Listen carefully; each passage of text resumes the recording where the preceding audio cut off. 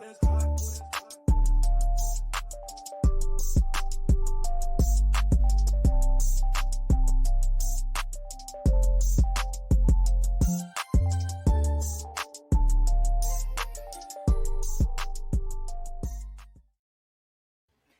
everybody, welcome back. Welcome. This is Nothing's Wrong podcast, and I'm Isabel. And I'm Catherine. And tonight we have a special guest. Yes, we do. We are going to get into a lot of things. So if you have Fly Girl, we got our Fly Girl here today. And we have Miss Trina Nicole.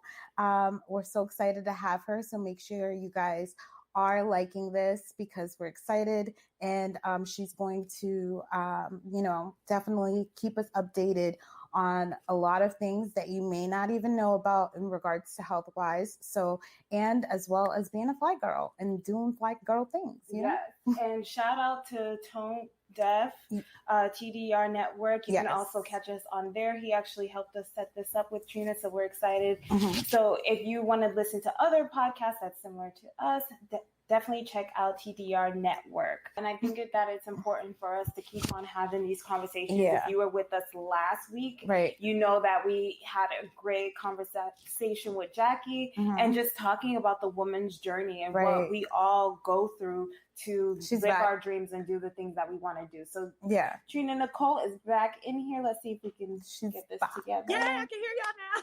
Okay, yay! Let's get the show started. Thank you so much, Trina.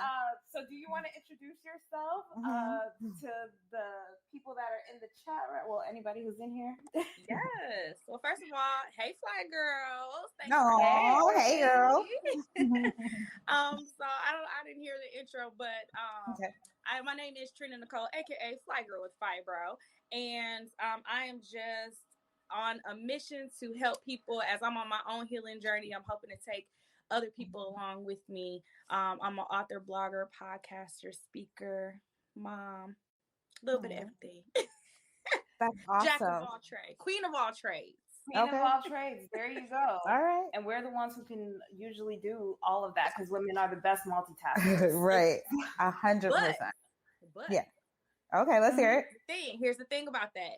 We always wearing the weight of the world on our shoulders, right? And at some point, that's going to catch up to us. And that's kind of where all of this got started. Oh, let's hear. We want to hear it, girl. We want to hear it. Y'all want the tea now? Yeah. Okay. So, Fibro, for anybody that doesn't know, Fibro is short for fibromyalgia. So what that is what they call in the class of like invisible illnesses. So it is thought to be overactive nerves that causes pain and like throughout your body. For me, it started, I get migraines really bad.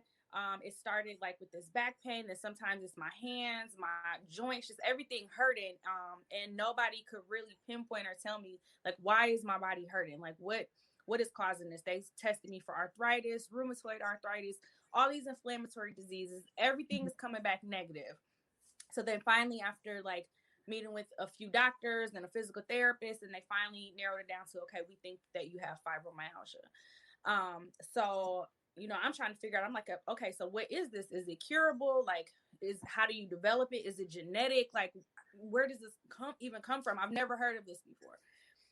So the thought is fibro can be onset by stress, by trauma, maybe by genetics, maybe a combination of everything.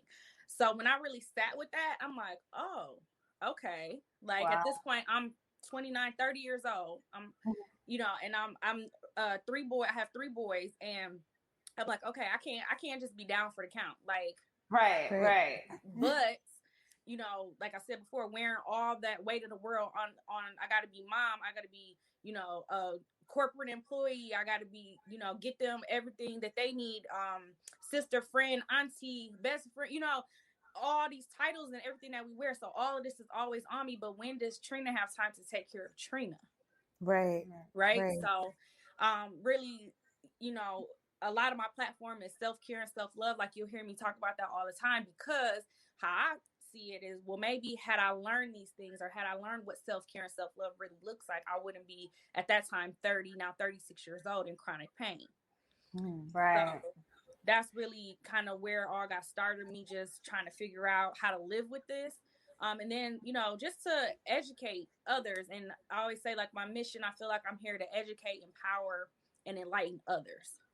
Right. Awesome. So what is the treatment that they gave you when you found out you got this diagnosis? What did they tell you that you could do to ease your pain? Yeah. So here's the thing with fibro. It is not one size fits all. So it really, it's a matter of being proactive.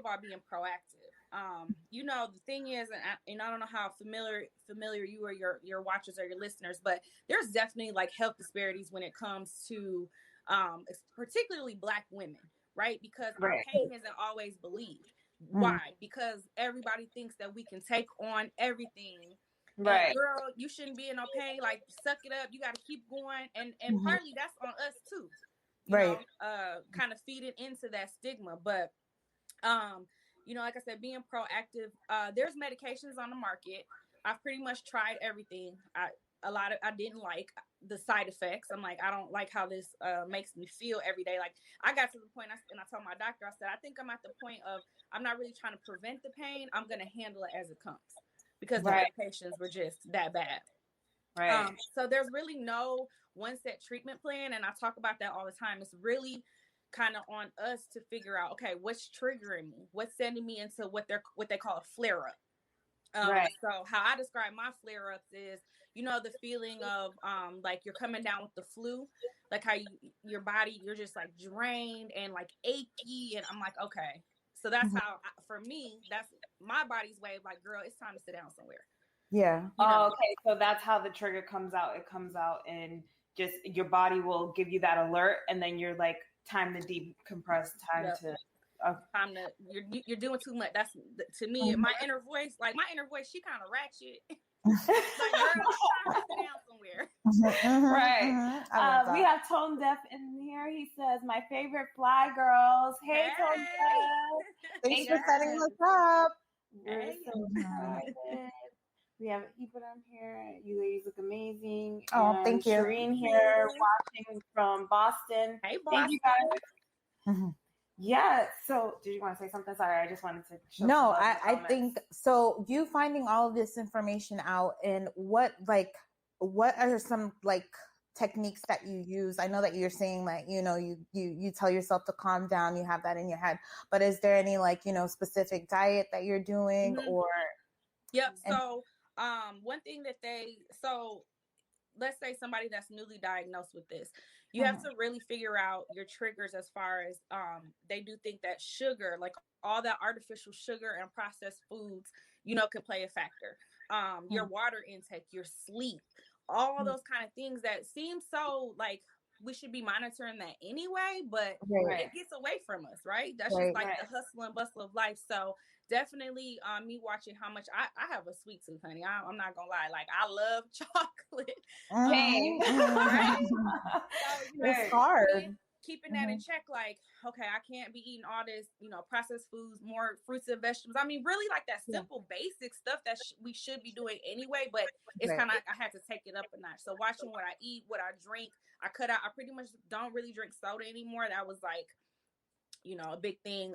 Drinking more water, but as I'm doing these things, I'm like, okay, I think like I'm starting to feel better. My flare-ups aren't as bad or aren't as frequent. For me, heat helps.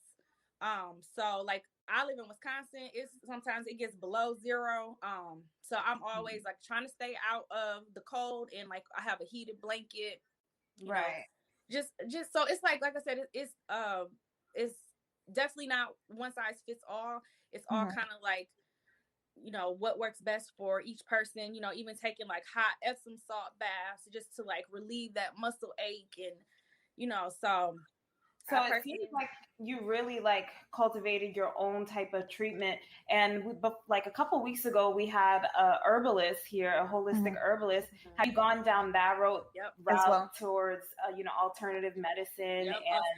That definitely yoga has helped me a lot. And it's been hard with the pandemic because I haven't really been in my practice like I want to, just because like I have to, having 3 kids, as I mentioned before, like I have to get out the house.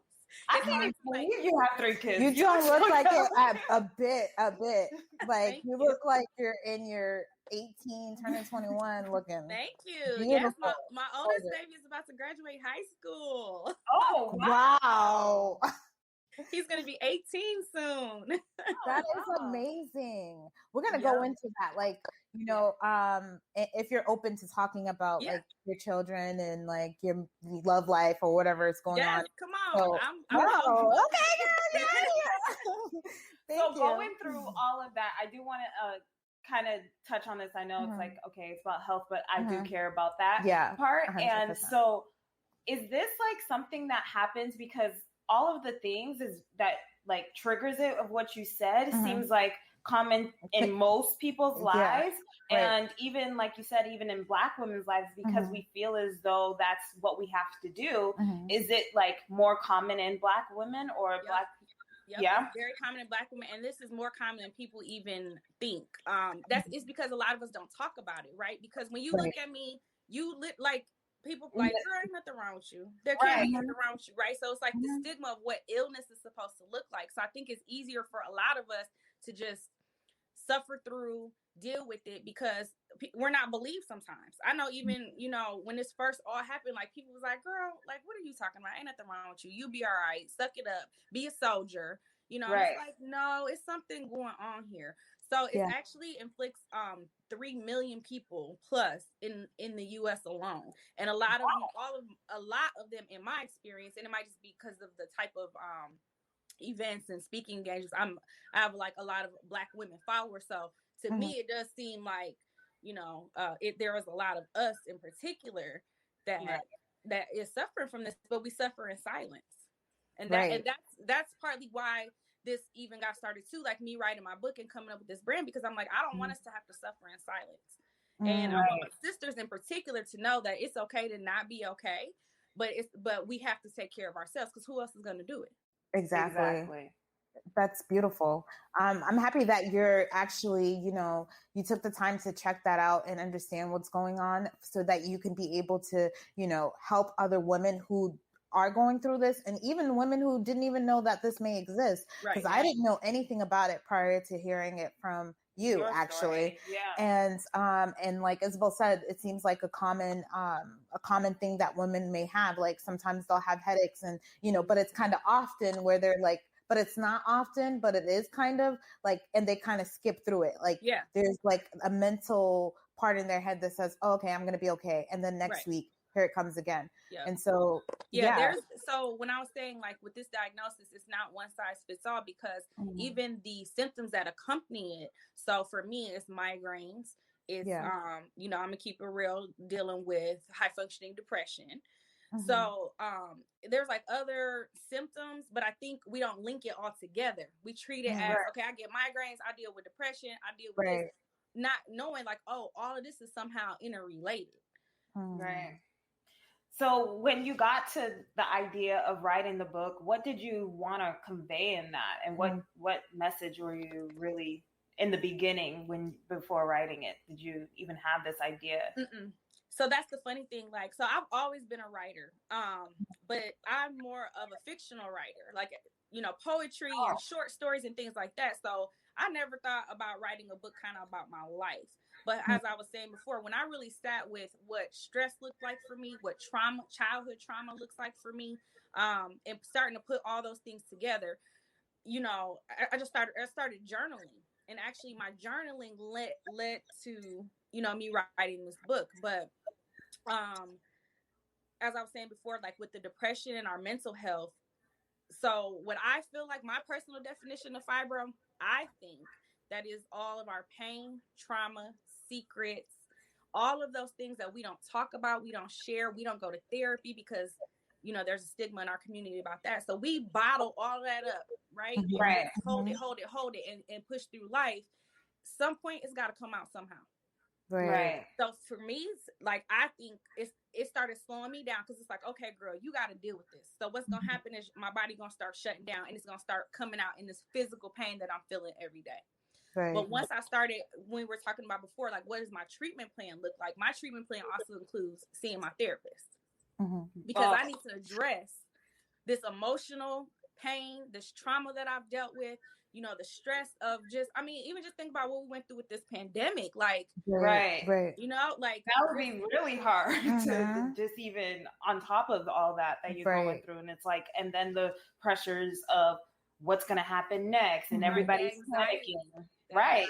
And the anxiety kills a lot of people. It's really the stress of the world that we all take on, and we continue to feed ourselves this when we watch the news, when we're continuously just consuming more and more of our own death, really. And I talk about that all the time. We have to be conscious of what we consume, and that's not just food and water. That's what's in our social media feeds, what's on the news, you know, consuming all of that. Because it's definitely going to mess with our mental and emotional health. And to me, ultimately affects, for some of us, our physical health. Now, I know that's like not the, you know, textbook diagnosis. I know it's more to fibro than that. But for me, it clicked. Like me dealing with also my mental and emotional is going to ultimately help my physical pain. And it has been. Yeah, 100%. I believe that 100%. All is mental. Right. I've seen it. I mean, I'm all for alternative health and medicine, and I've watched doctors remove tumors with chanting and mind stuff. So I'm all for the mental aspect of your health, because if we believe one thing about ourselves, we'll start just attracting that and manifesting that into our lives. Right. Yep. That's and me even tapping into my spiritual health, which people don't talk about too, but you know, just you know, having something to believe in, and meditation, and so all those alternatives that we're not ever really taught. Right. But you know what's funny though? I was saying this the other day, because you know, people say a lot of things about Black women especially, and they come at the melanated goddess, I would say, and one thing we always do, we always find a way to like get back to ourselves and heal ourselves. We never depend on anybody to do that. More than ever, I'm seeing more women like you. Like we went through like a traumatic experience, something that, you know, changed the tone of our lives, or hitting rock bottom, whatever it is, to wake us up to the reality that we're living in. And it's like, once you hit there's like, then you just go up, and then you go up this ladder, Jacob's ladder, or whatever way you want to put it in spiritually. And it's like, we just start unlocking new levels of ourselves. And it's like, whatever kind of put us down is what actually ends up bringing us up. That's true. Yeah. So we speak about trauma. So 5 years ago, my dad was actually murdered. So already dealing with, that relationship, and the relationship that we didn't get to have, that definitely, there's a whole chapter about my dad, and it was therapeutic to write that out, because I kind of got to say the things that I didn't get to say to him. Beautiful. Right. But even just dealing with that flood of emotions, and dealing with, you know, just death. And then actually last year, not even a year ago, my brother was also murdered. So I'm so sorry. How did you deal with all that? And still be able to smile and be in pain physically. Right. I don't know. I'm gonna be honest. It's day by day. I'm not gonna lie. I think definitely with the pandemic, so many of us struggle with our mental health, and partly Fly Girl honestly kind of got put on the back burner in 2020, because I'm like, this is too much. You know, my depression, my anxiety, and then that happened with my brother, and it really just kind of, you know, took us all for a loop. You know, and so I think it is partly like trying to constantly have like a positive mindset, and that's hard to do. And I'm not gonna ever sit up here and tell y'all like, yeah, every day, girl, I'm like, it's positive. No, sometimes I'm like, I don't feel like getting off this bed. Right. I'm not gonna lie, sometimes I'm like, y'all have to fend for yourself. Y'all buy stuff so they can make them. You know what I mean? Because like, I can't do it. I can't do it. And that's okay. And that's what I was about to say. It's okay that you can't do it. And it's actually good that you know when to say, I need a timeout, because I'm not going to kill myself on the court or in this game of life. I'm going to take a timeout, and I'm going to do what I got to do. Yep. And I think that you even bring it back up, like before, when you said that, you know, we do, as Black women, period, women in general, do carry so much things on our backs. Like, you just hit the straw with your dad and your, and your brother, and you're like, and the pain that you're going through, other things that's happening. And you're like, you know what? I do need to take a break. Kids, do fend for yourself. And it's important that you taught them how to fend for themselves. And, it's amazing, but also it's both a trauma and a way of like elevating your whole family at the same time. Because while you're down, your family's actually learning how to get up. So that we can make you happy, and try to figure out a way to, make it. And I'm very transparent. I think too, for moms out there too, like being transparent with your children, and just letting them know, kind of like feeling like we got to keep everything from them. I mean, I don't, it's very surface level, but I just let them know, like, mom's not having a good day. Like, I don't feel good today. And I don't even have to necessarily go into detail why, but it's just like, mom's not feeling good today. Like, y'all gotta, and not so much like fend for themselves, but they know how to come in there and make them something to eat. You know what I mean? Right. And they're happy for you to take that break, because they get to learn how to make some food, learn how to do things, And I believe children, especially the kids these days, I believe in the youth so much. They are so intelligent, like my nieces and nephews. I'm just astounded by how smart children are these days. But it's really because what they're going to take from you and your experience and how you deal with it is really going to shape them in their lives to be a better human, a better person, which is like what we didn't really learn. I mean, a lot of things that we are learning now as a collective, as individuals, it's like a lot of the things that were hidden from us. And now all of these things are putting out to the open, and it's like, okay, now our children are going to go excel past us. Now they have the tools that I didn't have. I mean, now you can look online and get business advice. You can get all of these things. All these tools are right here on Google, on YouTube, on Facebook, Instagram. And it's like, all you have to, I mean, not all you have to do, but for your children is just let them know, hey, this is what you need to do. You need to focus on this. See what this is. Do you want that? Instead of just giving them, that one basketball dream, or the, the little dreams, or go into this system and go work for this company for the rest of your life. I think that's the beauty of it, is like them able to see, especially having boys, is like, I really love that my kids, I say that they're learning to become like in tune, and that they're open to even like meditation, and we meditate, and like I have my crystals, and I go by I'm a moon child, I go by the moon, and so you talking to the right people. We're in the right tribe. We're in the right tribe. Yes, happy full moon. We just had a full moon, but they'll be like, Mom, it's a full moon. Are we gonna meditate? Oh, okay. Right.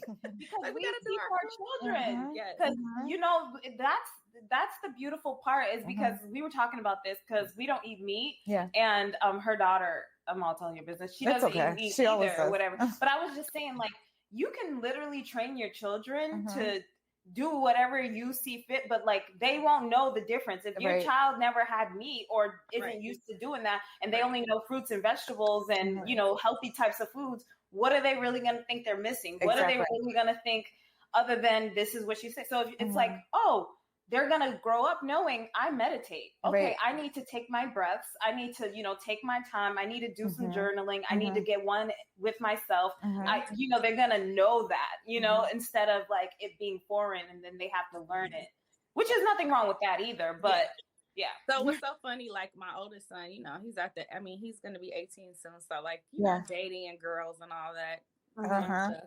And I was telling him one day, I'm like, because he's super handsome. He speaks Spanish pretty well. And then as I like started introducing like crystals and full moons and like energy, and one day I was like, you know what? I said, these girls ain't gonna know what to do with you, because you're gonna look at him like, listen, girl, I'm not feeling your vibes and your energy. And he gonna know what's up as soon as she says, so what time were you born? He's like, girl, don't play me. You ain't gonna read my natal chart.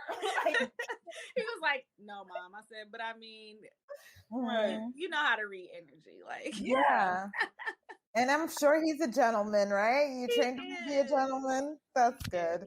Yes. Oh, my boys are so sweet. We have our days. I'm not gonna lie. This pandemic, honey, being in the house with these kids all day, every day. Right. Yeah.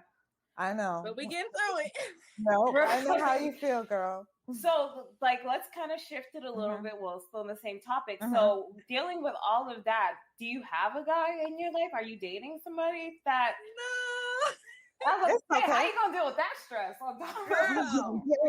I'm kidding. No. Yes, I am a single mom of 3.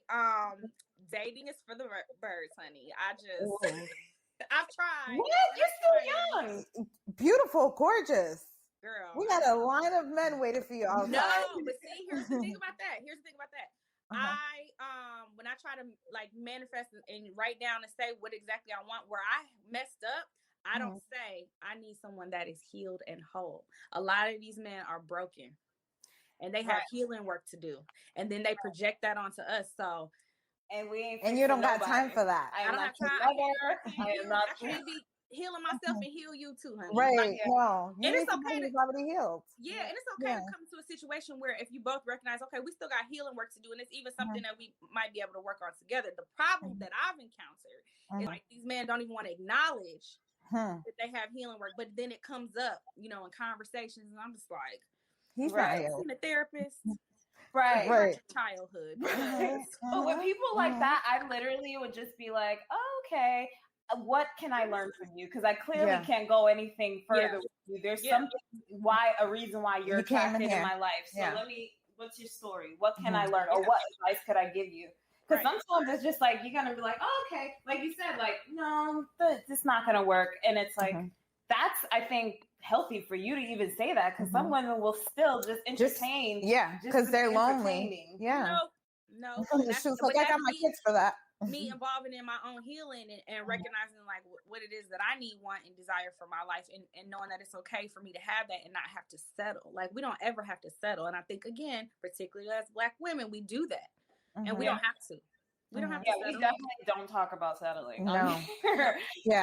We tell women to level up. We tell women that, actually know what you want out of your life, because if you're sitting here accepting a damaged man who hasn't cleared out what he wants to do in his life, those men, we don't even acknowledge those men here. We call them dusty. Yeah. Gone dusty that we back in I don't know how much older I am than y'all, but we used to call them scrubs. Shout out TLC. Right, exactly. Scrubs. I don't want no scrub, honey. Right. And I feel like, because so many melanated women are literally leveling up, loving themselves, doing everything that it takes. Last week we had Jackie on, and she was saying all the things that she's been working on herself and doing all this. And I'm like, we leveled up past the men. Like, it's like, you're not even, unless you're going to do the same work that I did, you're not even able to ride this ride. You're not even able to come over here. Because it's like, I'm not going to do all this work on me to then have to deal with you. That's not, that's not a prize opportunity for me. That's worse. I was better off by myself. So, listen, I can do bad all by myself, honey. Okay. Right. I'm trying to put my charger on my phone, because I do not want my phone to die in the middle of this great conversation. I know, right? So definitely. I love the fact that you know what you want and what you're not going to accept, because me and Isabel was just talking about that, how like it's time, because I had a conversation with this guy. He was telling me that, when I date women, when I meet them, I meet their representative.